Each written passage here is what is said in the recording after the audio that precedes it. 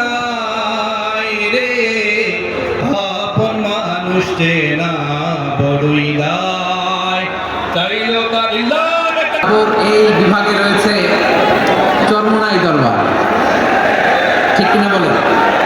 অনেক বিশাল মাদ্রাসা, ধর্মীয় অঙ্গনে, মাদ্রাসা অঙ্গনে, রাজনৈতিক অঙ্গনে আমাদের অনেক ক্ষেত্র।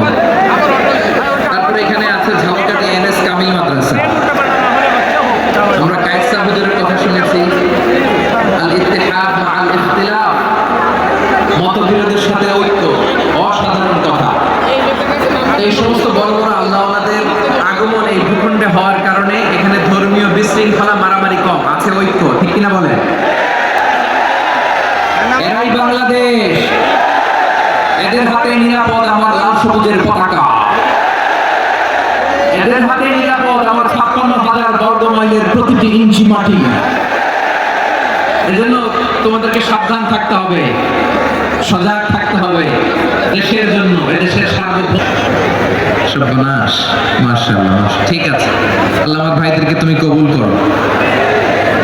বরগুনা জেলা থেকে কেউ এসেছেন আজকের প্রোগ্রামে?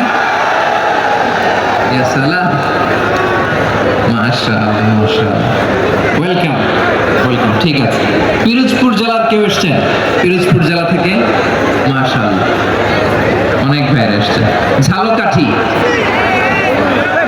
মাশাআল্লাহ, ঝালকাঠির অনেক আসছে। তারপর বরিশাল জেলা থেকে কারা কারা এসেছেন? বরিশাল, মাশাআল্লাহ, তাবারাকাল্লাহ। এবার পটুয়াখালী জেলার কারা কারা দেখি? মাশাআল্লাহ, মাশাআল্লাহ, মাশাআল্লাহ। আল্লাহ তুমি কবুল করো, আল্লাহ তুমি কবুল করো। লিল্লাহি তাকবীর, লিল্লাহি তাকবীর, লিল্লাহি তাকবীর। হাত নামা। প্রিয় ভাইরা, আসুন আমরা কাল বিলম্ব না, আলহামদুলিল্লাহ, মাশাআল্লাহ, এই গণজোয়ারকে আল্লাহ তাআলা ইসলামের পক্ষে কবুল করে নিন। এই প্রাণ ঢালা উচ্ছ্বাস, ভালোবাসা, এটা কোরআনের জন্য, ইসলামের জন্য, ঠিক কিনা বলেন? কোন অপশক্তি এই গণজোয়ারকে ঠেকাতে পারবে না, কারণ যে ভালোবাসা আল্লাহর জন্য হয় সেটাকে ঠেকানো যায় না, ঠিক কিনা বলে? আমার প্রাণ প্রিয় পটুয়াখালীবাসীর ভাইরা, প্রতিষ্ঠিত হলে আল্লাহ সুবহানাহু ওয়া তাআলা ঘোষণা দিচ্ছেন, আসমান এবং জমিনের বরকতের দরজা যদি খুলে যায়, পৃথিবীর কোন শাসক নেই বাংলাদেশকে দাবিয়ে রাখতে পারবে।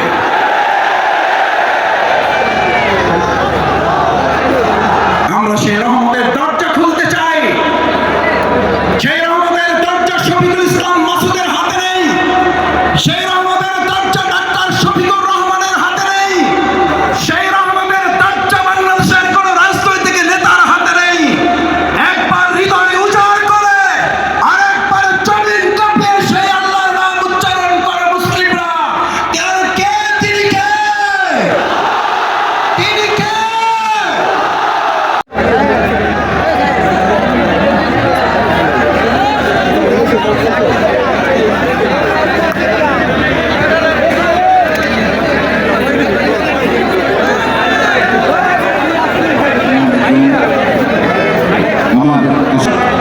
মাগরিবের নামাজের আগে আমাদের আমন্ত্রিত মেহমান বক্তব্য রেখেছিলেন।